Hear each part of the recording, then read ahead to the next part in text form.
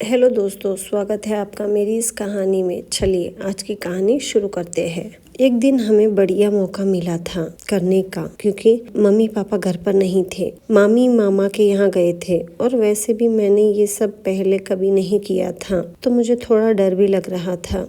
दीदी भी करने में थोड़ा हिचकिचा रही थी। ये मेरा पहली बार था, वो भी ये मौका मुझे मेरी दीदी ने दिया था। दीदी ने बोला, अरे तू तो बहुत फास्ट है। मैंने कहा, दीदी मुझे ये सब करने में बहुत मज़ा आता है। दीदी बोली, मैं ये सह नहीं पाऊंगी। मैंने कहा, दीदी हम दोनों इस दिन का कितने बेसब्री से इंतज़ार कर रहे थे, लेकिन देखो आज हमें ये दिन बड़ी मुश्किल से मिला है। माँ पापा मामा मामी के यहाँ गए हैं। आज हमें बहुत अच्छा मौका मिला था, तो मैंने सोचा जल्दी जल्दी कर लेता हूँ, क्योंकि मम्मी पापा को वापस आने में कई ज्यादा समय नहीं लगेगा। मेरी मामी का घर बस 3 किलोमीटर दूर था। हमें डर भी लग रहा था कि कहीं अगर ये बात मम्मी पापा को पता चल गई तो वो मुझे और दीदी को जान से मार डालेंगे। दीदी और मैं कर ही रहे थे कि इतने में दरवाजे की घंटी बजी। हम लोग सब कुछ छोड़कर कमरे से बाहर चले गए। मम्मी पापा लौट आए थे। मेरी दीदी और मैं दोनों एक ही स्कूल में पढ़ते थे। वो मुझसे 2 साल ही बड़ी थी, लेकिन वह बहुत खूबसूरत थी। मेरे स्कूल के कई लड़के मेरी दीदी के पीछे पड़े थे, लेकिन वो किसी को भाव नहीं देती थी। एक दिन मैं और दीदी एक दुकान पे कुछ सामान लेने गए थे, तो मैंने देखा कि एक सेठ अपने दुकान पर काम करने वाली लड़की के साथ कर रहा था।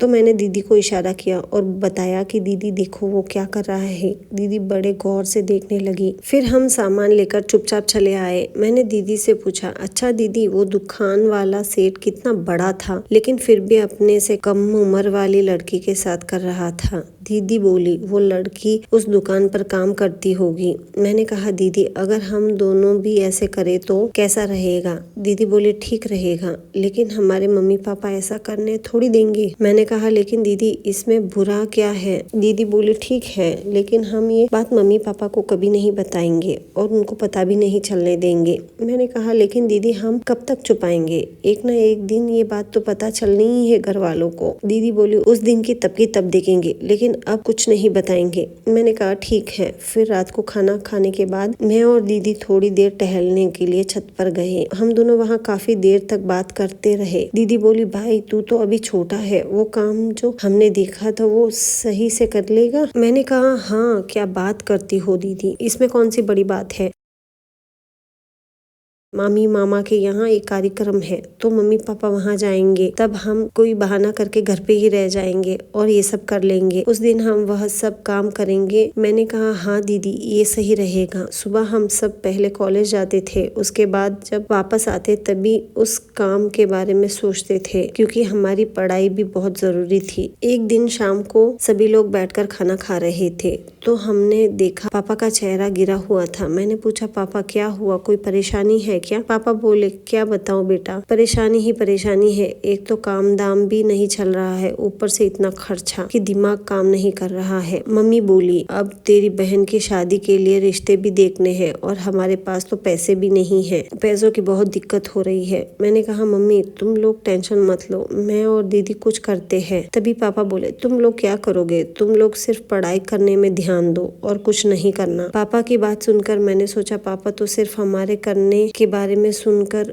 इतना गुस्सा हो रहे हैं, तो कहीं अगर वो जान गए तो मैं दीदी के साथ करता हूँ तो वो क्या सोचेंगे और भड़क जाएंगे। रात को हम सो रहे थे, तो मैंने कहा, दीदी तुमने सुना था हमारे करने के बारे में, अगर पापा को पता चला तो वह गुस्सा होंगे, वो चाहते हैं कि हम सिर्फ पढ़ाई करें। दीदी बोले, अरे तू टेंशन मत ले। मैंने कहा, तब ठीक है, लेकिन कोई गड़बड़ नहीं होनी चाहिए, संभाल लेना। दीदी बोली, हाँ मैं संभाल लूंगी। अगले दिन मम्मी पापा कहीं जाने की तैयारी कर रहे थे। जब मैं बाहर आया तो मम्मी बोली, अरे पेलू जल्दी से तैयार हो जा, मामा मम्मी के घर कार्यक्रम के लिए जाना है। तो मैंने कहा, मम्मी अगर सब लोग मामा मम्मी के यहाँ चले जाएंगे तो यहाँ घर पर कौन रहेगा? मम्मी बोली, ये बात भी ठीक है। तभी दीदी भी आ गई। वो बोली, हाँ मम्मी पेलू बिल्कुल ठीक कह रहा है, हम दोनों यही घर पे ही रहते हैं और तुम और पापा चले जाओ। मम्मी बोली, ठीक है, घर की अच्छे से देखभाल करना। फिर मम्मी पापा मामा मामी के यहाँ चले गए। अब हम दोनों बहुत खुश थे कि और हमें रोकने वाला भी कोई नहीं है। दीदी बोली पेलू अब मैं और तुम वो सब करने की तैयारी करते हैं। तो मैंने कहा हाँ दीदी, अब तो हम बेफिक्र होकर सब करेंगे। शाम के 5 बज रहे थे। दीदी बोली पेलू तुम बाजार जाकर कुछ सामान ले आ। मैंने कहा ठीक है दीदी, लेकिन दीदी हम किस कमरे में वो सब करेंगे? दीदी बोली वो सब करने के लिए पीछे वाला कमरा सही रहेगा। फिर मैंने झोला लिया और दीदी ने जो सामान मंगाया था वो लेने चला गया। कुछ देर बाद सामान लेकर आया। दीदी मुझे बोली देख पेलू मैंने पीछे का कमरा तैयार कर दिया है। दीदी ने पूछा पेलू तू सारा सामान लेकर आ गया है? मैंने कहा दीदी सारा सामान तो मिल गया है। मैं दीदी के साथ सारा सामान कमरे में ले गया